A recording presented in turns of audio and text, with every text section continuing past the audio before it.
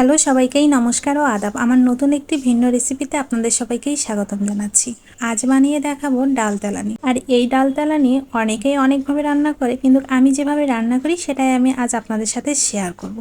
আর এভাবে রান্না করে খেয়ে দেখবেন ভীষণ মজা লাগে। রান্না করার জন্য প্রথমে চুলায় একটি প্যান বসিয়ে দিয়ে তেল গরম করে নিয়ে এখানে একটি তেজপাতা, সাথে কিছুটা পেঁয়াজ কুচি দিয়ে এখন এখানে কিছুটা পাঁচফোড়ন দিয়ে দেব। পাঁচফোড়ন আর পেঁয়াজ কুচিগুলো একটু ভালো করে লাল লাল করে ভেজে নেব। লাল লাল করে ভেজে নেওয়া হয়ে গিয়েছে। এখন ধুয়ে রাখা মসুর ডালগুলো এখানে দিয়ে দিলাম। আর এই ডালটা আমি আগে কিছুক্ষণের জন্য ভিজিয়ে রেখেছিলাম, তারপর খুব ভালোভাবে ধুয়ে নিয়েছি। ডালটা দিয়ে পেঁয়াজগুলোর সাথে একটু নাড়াচাড়া করে নিয়ে এখানে পরিমাণ মতো লবণ, পরিমাণ মতো হলুদ দিয়ে আর একটু ভালো করে ডালগুলো নেড়ে নেব। এভাবেই 2 থেকে 3 মিনিট একটু ডালগুলো ভালো করে ভেজে নেব। ভেজে নেওয়ার পর এখানে আমি গরম জল দিয়ে দিলাম। এমনভাবে গরম জলটা দিতে হবে যাতে করে ডালটা সিদ্ধ হয়ে আসে।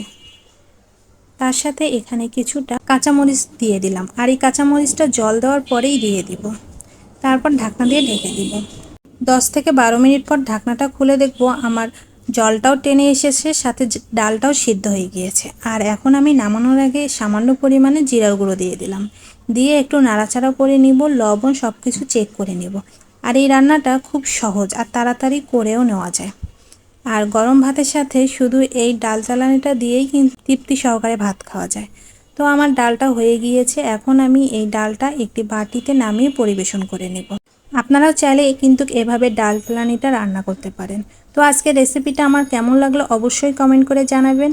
সাথে যারা আমার নতুন ভিডিও দেখতেছেন তারা প্লিজ আমার পেজটিকে লাইক ও ফলো দিবেন। তার সাথে আমার ইউটিউব চ্যানেলটি সাবস্ক্রাইব, পাশে বেল আইকন বাটনটি প্রেস করে রাখবেন নতুন নতুন ভিডিও দেখার জন্য।